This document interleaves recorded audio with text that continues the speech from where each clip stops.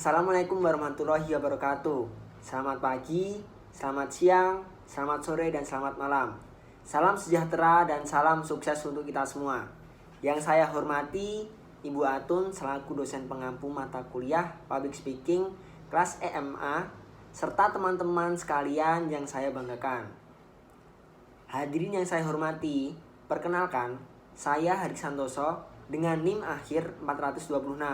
Pada kesempatan kali ini, izinkan saya untuk menyampaikan sebuah pidato bertemakan ekonomi, literasi keuangan, dan pasar modal dengan judul Dari Nongkrong ke Portofolio. Saatnya anak muda menjadi investor.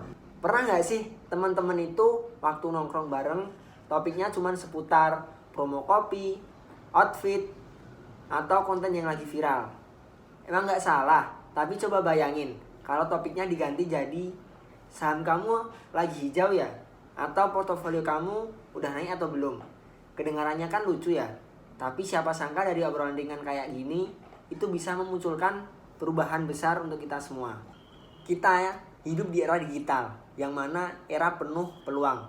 Kalau dulu investasi itu hanya identik dengan orang kaya yang memakai jas, datang ke kantor bursa, tapi sekarang semuanya bisa digenggam melalui tangan.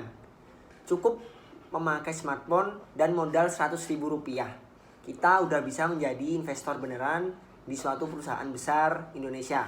Tapi sayangnya masih banyak anak muda yang belum sadar akan potensi besar ini. Masih banyak anak muda yang lebih semangat untuk membeli kopi 30.000 setiap hari daripada investasi 30.000 setiap minggunya. Padahal bedanya cuma satu, masa depan yang kita siapkan. Nah teman-teman, kita sering dengar pepatah anak muda adalah harapan bangsa. Namun harapan itu tidak akan berarti kalau kita hanya menjadi penonton perubahan. Pasar modal Indonesia sendiri butuh darah muda generasi yang bukan cuma konsumtif, tapi juga produktif.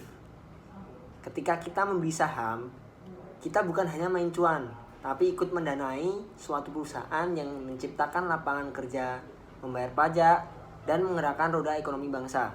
Artinya, kita bukan hanya membangun portofolio pribadi kita, tapi juga ikut membangun negeri ini. Banyak orang mengira investasi itu cara cepat untuk kaya. Padahal tidak. Investasi sejati itu merupakan tentang disiplin dan kesadaran finansial, tentang bagaimana kita belajar menahan diri, menunda kesenangan kecil untuk hari ini demi kebebasan finansial di masa yang akan datang. Nah, investasi itu bukan soal seberapa besar uang kita, tapi seberapa besar kemauan kita untuk belajar dan terus konsisten. Dan ada kabar baiknya, tingkat literasi keuangan di kalangan anak muda ini terus meningkat pesat. Jadi Bursa Efek Indonesia sendiri itu mencatat bahwa jumlah investor yang berusia di bawah 30 tahun itu naik tajam dalam beberapa tahun terakhir. Yang mana artinya semakin banyak dari kita yang sadar pentingnya untuk mengelola uang dan bukan sekedar untuk menghabiskannya. Sekarang waktunya untuk mengubah cara pandang kita.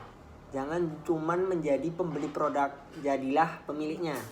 Kalau kamu suka nongkrong di kafe tertentu, kenapa nggak coba beli saham perusahaannya? Kalau kamu sering belanja di marketplace, kenapa nggak investasi di perusahaan yang menjalankan platform tersebut? Bayangkan, jika setiap kali orang lain belanja, kamu juga ikut untung. Nah, itu yang baru namanya gaya hidup cerdas.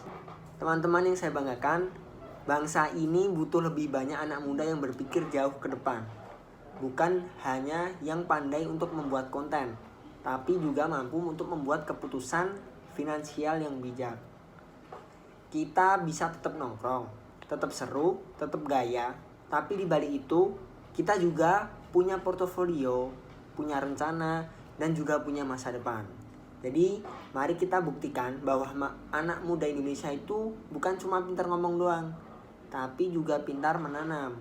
Bukan cuma jadi konsumen, tapi juga pemilik. Bukan cuma sibuk cari promo, tapi juga sibuk cari peluang. Ingatlah, dari nongkrong itu bisa lahir ide besar.